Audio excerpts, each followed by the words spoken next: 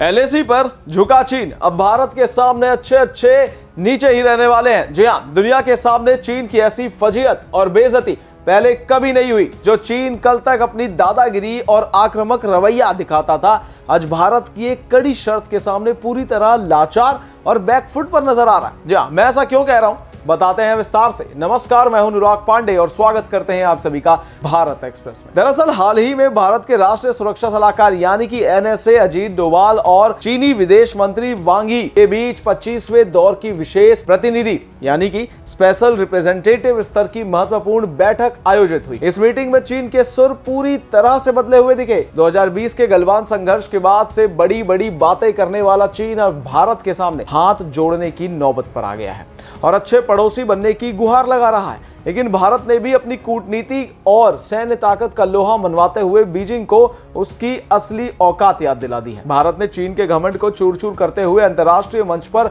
साफ कर दिया कि वह किसी की गीदड़ भभकी से डरने वाला देश नहीं है। एनएसए अजीत डोभाल ने वांग यी के सामने बहुत ही व्यवहारिक और कड़े शब्दों में स्पष्ट भी कर दिया कि जब तक एलएसी पर चीन अपने कदम पीछे नहीं हटाएगा और सीमा पर पूर्ण शांति, पूर्ण स्थिरता कायम नहीं करेगा, तब तक भारत उससे व्यापार या अन्य द्विपक्षीय रिश्ते सामान्य नहीं करने वाला। जी हां, चीन की चालाकी यह थी कि वह सीमा विवाद को ठंडे बस्ते में डालकर भारत के साथ अपना व्यावहारिक धंधा चमकाना चाहता था, लेकिन भारत ने उसकी इस उम्मीद पर पानी फेर दिया। इसके साथ ही भारत ने अरुणाचल प्रदेश पर अपनी संप्रभुता को दोहराते हुए अपनी रेड लाइन बहुत मजबूत से खींची भी दी है। जी हां, चीन के इस तरह घुटने टेकने और बेइज्जत होने के पीछे भारत की वो कड़ा जो रुख है और सैन्य रणनीति है जिसने चीन के सारे दाव उल्टे कर दिए। गलवान के बाद से भारत ने सीमा पर ऐसी अभेद्य किलेबंदी की और सैनिक की तैनाती बढ़ाई दी गई है। जी आपको बता दें, चीन के पसीने छूट भी चुके हैं। इसके अलावा बदलती वैश्विक राजनीति, अमेरिका के साथ बढ़ता तनाव, आर्थिक सुस्ती और आगामी ब्रिक्स सम्मेलन से पहले अपनी गिरती साख बचाने के लिए चीन को भारत के सामने झुकना ही पड़ेगा। जी हाँ,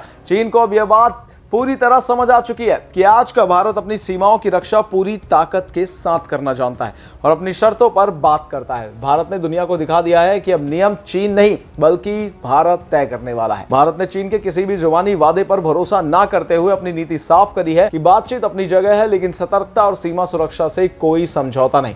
भारत एक तरफ अपना कूटनीतिक रास्ता खुला रख रहा है तो दूसरी तरफ एलएसी पर अपनी चौकसी और मजबूत पकड़ बनाए हुए है। जी हाँ, इस पूरी बैठक ने साफ कर दिया कि चीन का आक्रामक रवैया भारत के सामने पूरी तरह नाकाम हो चुका है। अब दोनों देशों के बीच अगले दौर की बैठक यानी कि जो अगले साल 2027 में जो भारत में होने वाली है, जहां फिर से चीन को भारत के ही नियमों पर चलना पड़ेगा। इन सब पर आपकी क्या राय है, कमेंट्स में जरूर बताएं और इन तमाम जानकारियों के लिए बने रहिए हमारे साथ भारत एक्सप्रेस पर। धन्यवाद।